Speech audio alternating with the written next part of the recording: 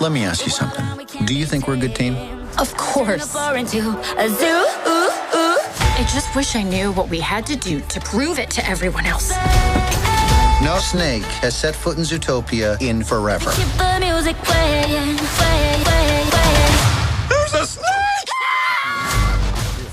Now, for me and my kids, our two favorites are Zootopia and Big Hero 6. So they're so excited. They're all over the country like, oh, it's got to be as good as the first. I told them from the clips that I've seen, this is definitely standing up as another one to watch. How does it feel just to get back into the seat of this title and add different animals? Is there like an animal casting that y'all do, like different... like a roster? Yeah, exactly. This time we get to bring this in. You know what, I mean, I'd say that the big thing is, so I came to the studio, Byron hired me on the first Zootopia to help build that movie. We love it. And so I think that the opportunity to come back into this world for us is you're hanging out, it's like going back to your favorite place you ever visited, hanging out with your best friends.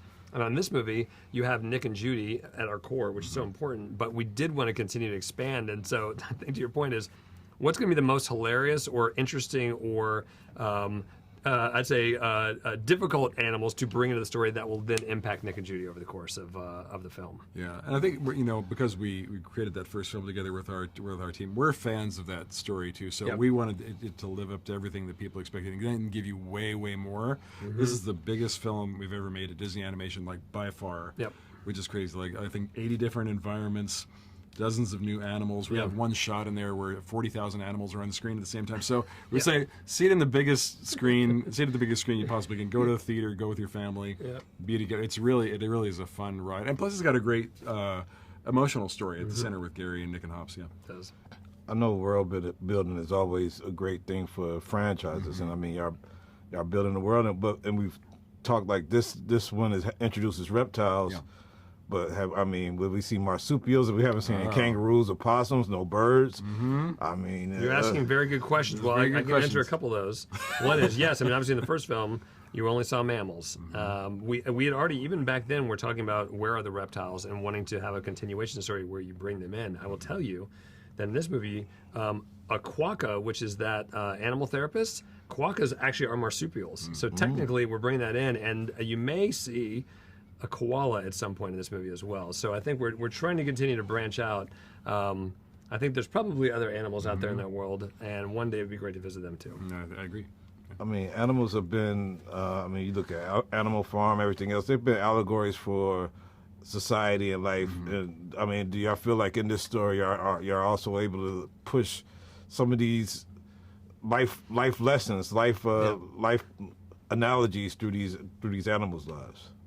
Yeah, I mean, go. Well, I was going to say, I think the fun thing for us is you can really read human personalities into these animals. And I think there's something about exploring human nature through animals that actually lets everyone take their guard down and actually sort of soak it in. So it becomes entertainment as you're sort of looking at this. And I think a lot of what we do is just sort of hold a mirror up and say, hey, here's some things that we do sometimes. Let's talk about that. And there's something about having an idiot wildebeest be part of that makes you go like, oh, maybe I'll listen to this. And I think that's a lot of what we do is, I think there's deep emotion that you can get through animals. There's a lot of really dumb humor that we happen to love through animals. But I think you're right. There's something about it, and this story is in Zootopia specifically. People are expecting to have us comment on something in human nature, and I think that this movie does that. Yeah. And definitely Flash was like the breakout character of Zootopia 1. Yeah. Like, which animal do you think will be like a fan favorite that of Zootopia 2 that they haven't? Oh gosh, well I would say there are a couple that I think we have very good potential to do that. I would say for me, Mayor Winddancer has been a huge surprise. I was not expecting a buff horse mayor to win my heart in the way that he did, but Patrick Warburton, he did this without us asking. He brought extra horsiness to it. He over-delivered on the horsiness. So it's like if you like horses and you like 90s action movies with a lot of guys in denim who do kung fu, you are in for a treat. He's the guy. And also, like, the heart of the movie, though, is Gary. He's this venomous pit viper. He is the sweetest in the world. I think people are going to fall in love with Gary and Keith's performance of him. He is a sweetheart and so dangerous. Thank you guys for another one, man. Just keep on making this Zootopia world, because we need it. Oh, thanks so much, man. How old are your kids? 23, 21, 18, and 8. Oh man, You look too young. You look too young.